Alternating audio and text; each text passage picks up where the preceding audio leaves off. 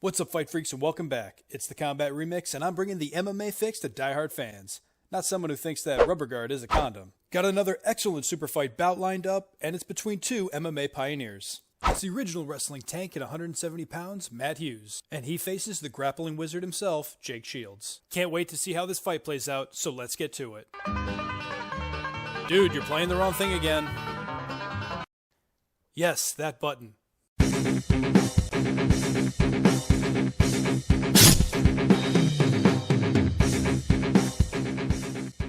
Two-time UFC welterweight champion Matt Hughes won his title by defeating Carlos Newton, the man who became champion by defeating Hughes' coach, Pat Miletich. But the fight wasn't without controversy, as it appears that Matt Hughes went unconscious momentarily.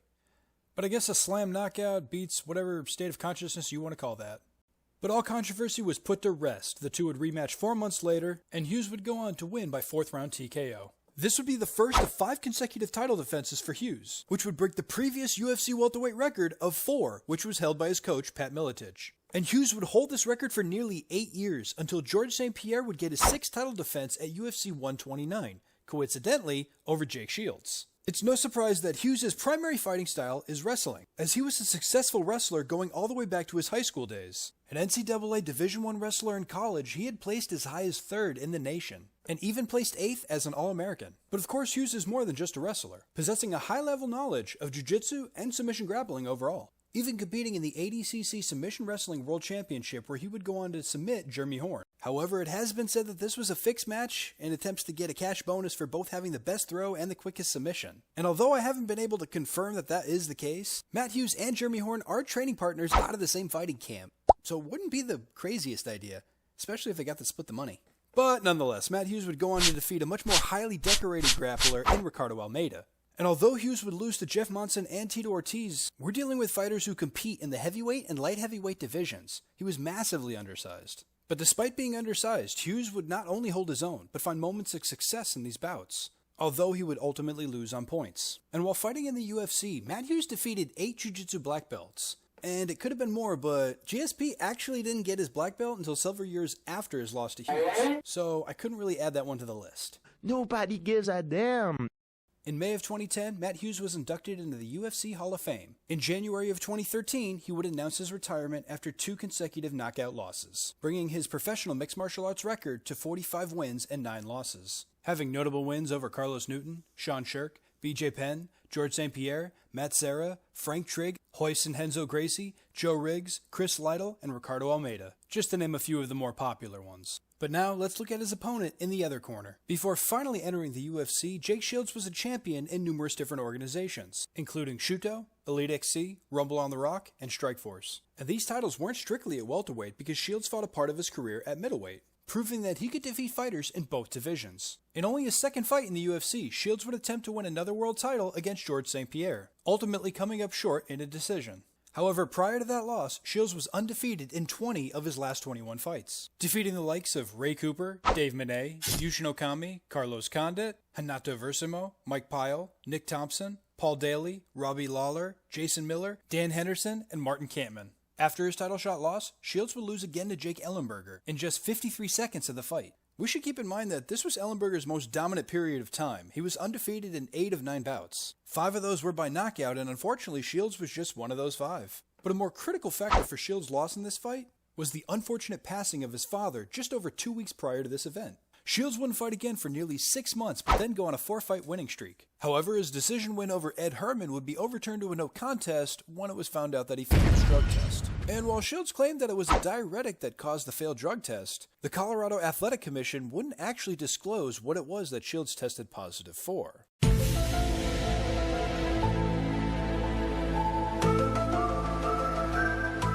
Jake Shields would have his last fight in the UFC in March of 2014, as he would lose a unanimous decision to Hector Lombard. 1 month later, Dana White would officially announce the release of Shields from the organization.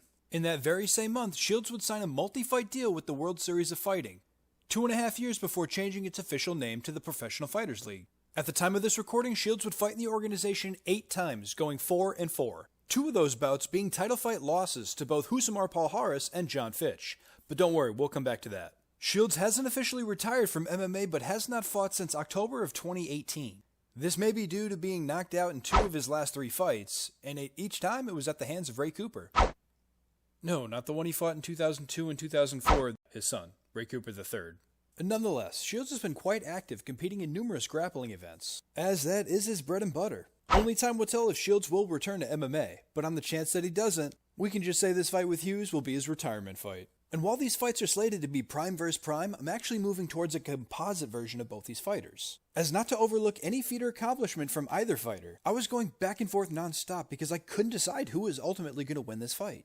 The more that I researched to refresh my memory, the more I was indecisive. And it really all came down to Jake Shields' submission ability. I'm sure if these two fought enough times, you'd probably have a situation where Jake Shields would knock out Hughes, or maybe Hughes could submit Jake Shields.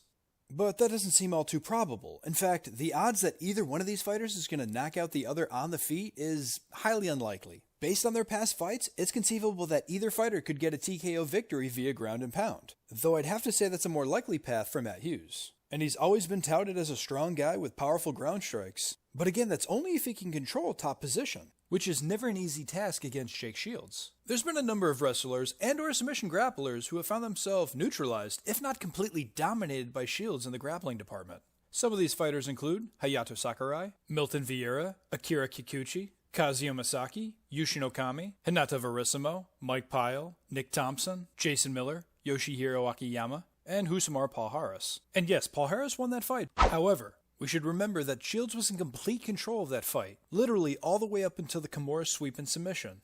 And while it was a great comeback win for Paul Harris, Shields essentially dominated that fight for nearly 2.5 rounds. And that's damn impressive, because Paul Harris isn't just a jiu-jitsu guy. He can wrestle his ass off. Just look at some of the takedowns that he was able to get on an Olympic wrestler like Dan Henderson, another wrestler who Jake Shields outgrappled. So I guess the question is, can Matt Hughes succeed where so many other wrestlers and submission grapplers failed against Jake Shields? And if so, what are the chances that Shields can catch Hughes in a submission?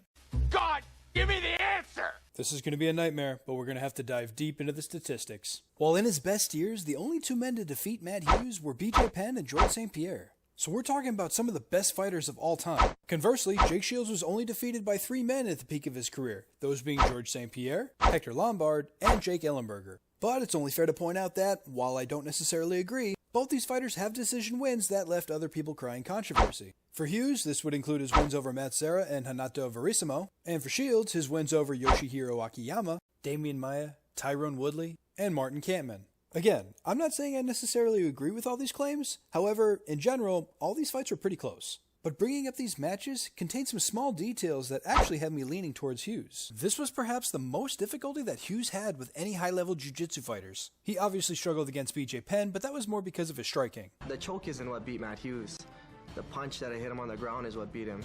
Oh, he lands a big right hand. He did hit me with a right hand that dazed me. I broke my hand on that punch. I hit him so hard. That's the only reason why he got the choke. Royce and Renzo Gracie were obviously very highly decorated, but they were both past their prime. Carlos Newton was able to offer some offense off his back in their first fight, but that was about it. The only other high-level jiu-jitsu guy that Matt Hughes faced would be a Ricardo Almeida, and that fight really didn't see the ground until the very end. And that was only because Matt Hughes knocked him down with a pretty big punch. While it's not too often that Jake Shields is bested in the grappling department, he can be beaten by elite wrestlers or highly skilled grapplers who are proficient at takedowns, giving me a fair bit of confidence that Hughes will be able to put Shields on his back. And yes, Hughes certainly won't pose the same threat on the feet as some of the aforementioned fighters, but if I had to pick a superior striker of the two, I would pick Matt Hughes. While we don't always see him utilize his striking potential, his combinations are highly underrated. So in my eyes, Shields would need to secure a submission to get a victory, which I will admit, initially, this is how I thought the fight would play out. We've already mentioned that Matt Hughes has defeated several jiu-jitsu practitioners who are much more highly decorated than Jake Shields. Neither one of them could get much offense off their back. And you may be surprised to hear this, but Jake Shields hasn't submitted any of his opponents off his back in MMA. His only victory by armbar was over Paul Daly, and that was secured from top position. Very early in his career, Shields defeated Shannon Rich via arm triangle, but with the exception of a few guillotine chokes, all of his other submissions have been by rear naked choke, or some variation of, such as his submission victory over Brian Foster via neck crank. And I'll admit that I was worried that if Matt Hughes went in for a takedown, Jake Shields would be all over the guillotine counter. But then we circle right back around to the fact that even better jiu-jitsu fighters couldn't do this against Matt Hughes. Not to mention the only opponent that Shields was ever able to secure a guillotine choke while in the clinch was against Robbie Lawler. And no, we're not talking about the world-beating UFC champ Robbie Lawler. We're talking about the partly lackluster, been fighting at middleweight for a few years Robbie Lawler. And the only other 2 guillotine submission wins for Jake Shields, they were both secured on the ground in top position. And while in his fight against Ray Steinbus, he did transition to his back with the choke, even though he did secure it from top position. And you'd have to think that whether this is a 3-round fight or a 5-round fight, the longer it goes is going to be a huge favor for Matt Hughes. There aren't too many fighters that can match his cardio, and those that can, well, a majority of them fight at a lighter weight class. I think I may have underestimated Matt Hughes in this fight, and while some of you may still disagree, I gotta go with Matt Hughes for the win. I'm very glad you won that fight, Matt, but I'm not impressed by your performance. Hope you liked the video, guys. Let me know of any other SuperFight bouts you want me to do. Also, feel free to send me any MMA lookalikes you want me to review, as well as any MMA top 10 list topics. Now, like and subscribe before I send a Jehovah's Witness to your house. Remix is signing out, always bringing your MMA fix. Bring him to the center and watch him just...